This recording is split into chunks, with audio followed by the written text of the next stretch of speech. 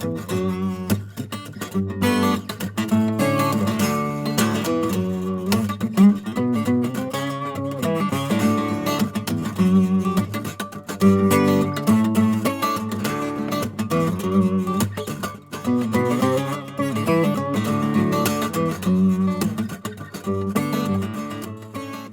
tarda, soc el Cubi, Associació de Veïns de Ciutat Meridiana,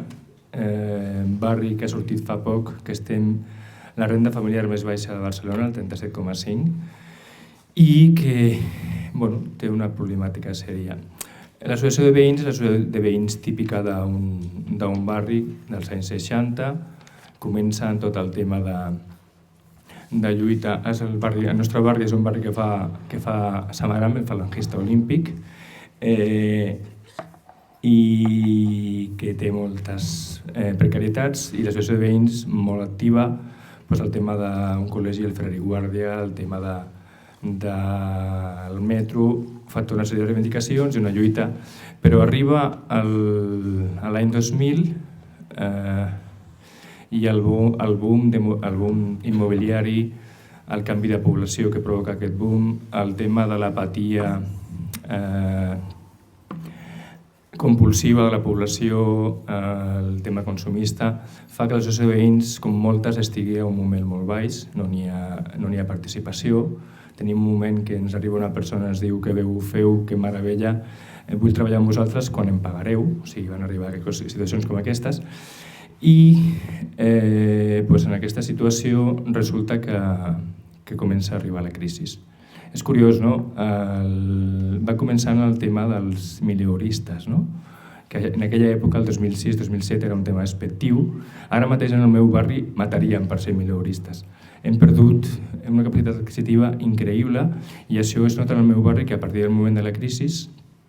a una població que ha canviat molt perquè són nouvinguts que han vingut com a lloc de trànsit per entrar a Barcelona, pisos de 50 metres quadrats s'arriben a vendre a 250.000 euros. Preus astronòmics, que arriba la crisi, les famílies es queden sense feina, al nostre barri el nivell d'atur és molt alt, i comencen a no poder pagar hipoteques, alimentació, tot tipus de serveis.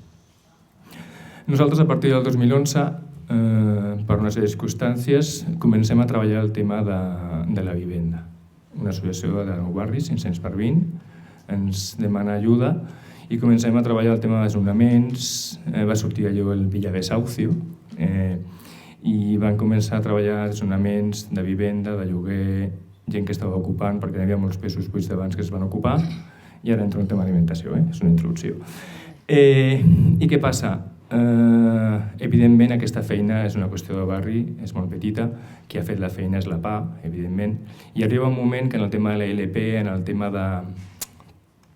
dels suïcidis, tot el tema de la hipotecària, el que va dir el Tribunal de Brussel·les, n'hi ha una mena de... s'atura el tema de la vivenda i ens trobem que moltíssima població que ve a nosaltres ja només parla de la vivenda perquè s'ha aturat una mica, sinó que comença a parlar del problema d'alimentació. Nens que es desmaien als col·legis, a la biblioteca, i comencem a valorar l'associació de veïns que tenim que començar a treballar aquest tema també d'alimentació. I ja és que passem directament a gestionar la pobresa. Una entitat de barri canvia de rol i comencem a treballar gestió de la pobresa. Què passa? Que teníem allà Càritas que donava aliments a la parròquia, però n'hi ha un canvi. Càritas fa una proposta a 9 barris, que es crea un banc d'aliments però que va per punts, que és una empresa que judissa, va molt bé, millora molt la dignitat perquè va molt millor, però el problema que significa això és que surt del barri i molta població té que anar-hi a Llucmajor, a 9 barris,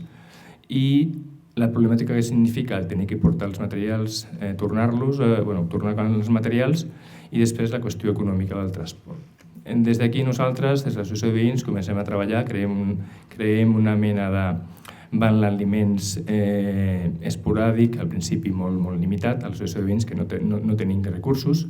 El nostre local d'associació de veïns és provisional des de fa 21 anys i no està en condicions, i demanem que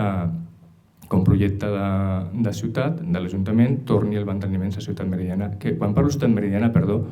estic parlant de 3 barris, Ciutat Meridiana, Torre i Balbona. I bueno, a part d'això ens passa una cosa molt curiosa, que és dintre d'aquesta situació de pobresa i de cronificació de la pobresa, l'Ajuntament decideix crear un projecte estrambòtic i una cosa irreal, que és el FalLab. Volen crear en el nostre barri, un barri en aquesta situació, un projecte que és un laboratori d'inventors del MIT de Massachusetts. Allà al meu barri, que tots venim de Massachusetts. I resulta que nosaltres diem que en el nostre barri el problema és que la gent no investiga, sinó que fa tesis, estudia... Bueno, la gent no inventa, sinó que investiga com arribar a final de mes. La qüestió està en que diem a mitjans del 2013 que directament que o porten el banc d'aliments i canvien el projecte aquest del tema de formació perquè sigui més formació ocupacional, plans d'ocupació, o que si ens tornen al local ho ocuparem nosaltres. A l'agost decidim ocupar el FalLab i creem un banc d'aliments. Des del principi dèiem que això era una mesura per reivindicar, que tornés aquí, que serveis socials s'impliqués més en el tema de la distribució d'aliments, que no estava fallant, n'hi havia problemes,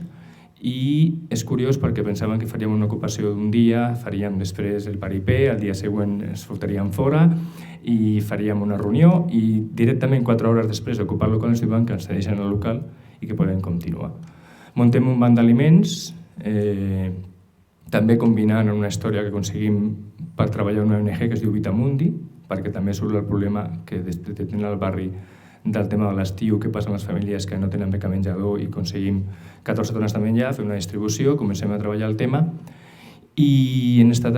d'aquesta manera treballant fins ara. Ara com estem? Al final ve una entitat, la Creu Roja, a portar al centre de distribució d'aliments, això ens sembla que intentarem col·laborar i a veure com ho fem. Han canviat radicalment el projecte del FalLab, ja no és només investigació, sinó que hi ha plans d'ocupació, un projecte molt més interessant, i serveis socials a fer un pla de xoc per tenir més capacitat per atendre les famílies. Hem arribat a tenir fins 600 famílies i continuem treballant per el tema de vivenda, el tema d'alimentació ho deixarem una mica, encara que si fem el seguiment, però l'objectiu, que eren 2, el primer que era més implicació de l'administració i tornar a tenir uns serveis s'ha complert, i l'altre que tenim, que estem treballant, és el tema de la implicació de la gent afectada de les contraprestacions. Des del principi a tothom li diem que nosaltres el que fem des de l'associació de veïns és ajudar-se la gent a llogar-se i que la qüestió tant de la vivenda com de l'alimentació s'ha de treballar. Llavors hem començat a fer una mena de permanència a l'associació de veïns, que la gent ve a treballar, la gent torna a trobar l'important que és el fer coses col·lectives sense estar pensant en la qüestió monetària quan moltes famílies ja estan fora del circuit monetari. I que la gent es realitzi fent feines de recolzar, que són això, les permanències, en la que la gent ve a treballar a l'associació de veïns voluntàriament, però tenim una associació de veïns d'urgències, estem oberts tot el dia, i en temes de seguiment, d'acompanyar gent al jutjat en el tema de la vivenda i participar. Intentem, evidentment, tot això, les famílies que venen, encara que facin voluntàriament, és gent que es diu que es sent molt bé perquè es sent útil i això és una meravella, tenen que tenir recursos, perquè el problema principal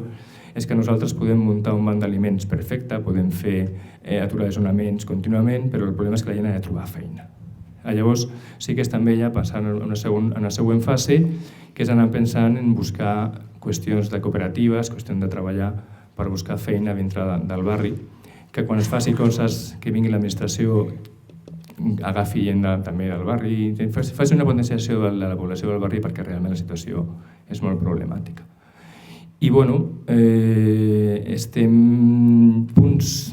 fluixos, que és molt complicat perquè trobes una població molt desestructurada, que té problemes, que de mobilitzar-la i en excluïda és complicat perquè en el nostre cas a vegades són doblement excluïts, perquè és per tema econòmic, també per tema que són vinguts, el tema d'integració, però n'hi ha experiències molt curioses. Trobar relacions que fa 4 anys serien impossibles, que ara estan funcionant, que la gent que no ho pensaries mai comença a tenir una opció política coherent, que comencem a treballar, i És molt interessant, però evidentment és molt complicat perquè per començar, com diem que volem autogestió, com diem que quan fa falta negociem, quan fa falta ocupem i quan fa falta el que sigui, l'administració no ens té molt carinyo. I no tenim recursos, treballem sense recursos, però bueno, anem fent. Coses positives, doncs la repercussió mediàtica. Per començar, no sabem com ha passat, però tenim una repercussió mediàtica, bueno, ja veu, suposo que recordeu els Salvados i tot això, que van sortir els Salvados, i premsa del món, televisions japoneses, d'australianes, una cosa espectacular,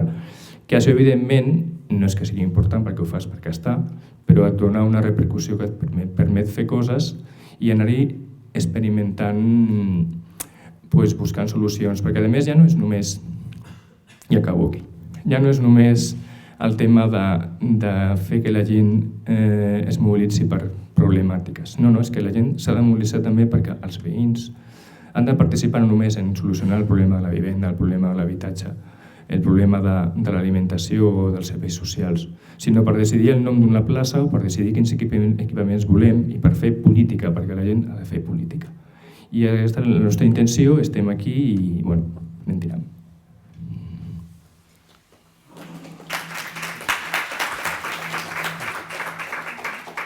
Centrant-nos una mica més a l'experiència vostra del Banc d'Aliments, al vostre blog de l'Associació de Veïns, en una entrevista que et feien, comentaves que malgrat sigui una iniciativa veïnal, sí que reproduïu certes dinàmiques assistencialistes dintre del Banc d'Aliments, però que també teníeu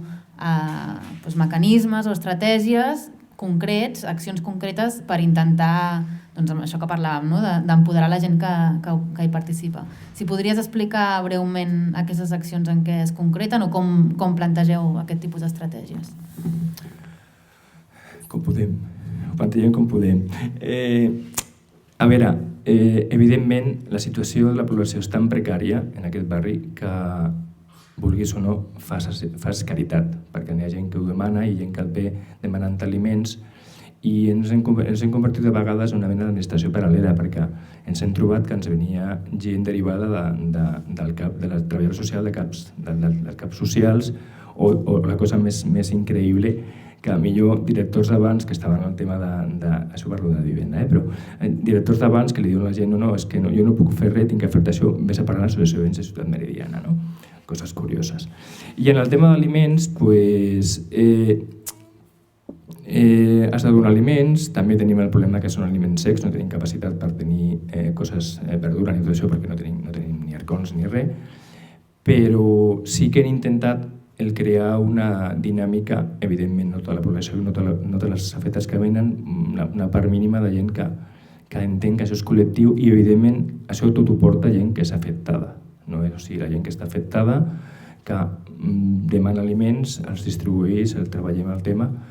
i és buscar maneres que la gent participi en el tema col·lectiu de la vida de barri. Dèiem les permanències, el tema de seguiment, el recolzament, si bé, us parlo d'una qüestió, va venir un senyor, el senyor Guallar, que era el que va fer el tema del FatLab, és un tècnic de l'Ajuntament, i plantegen sempre les reunions, plantejaven la reunió aquesta que sempre fan això, que convoquem les entitats del barri i això ja serveix perquè n'hi ha unes quantes i què fem nosaltres? A cada assemblea que tenim els dilluns, que n'hi ha unes 100 persones, van baixar tota l'assemblea a que ens expliquéssim el FatLab. Llavors et trobes una gent que mai ha participat en política, que comença a fer preguntes, que comença a participar i a descobrir que tenen capacitat política.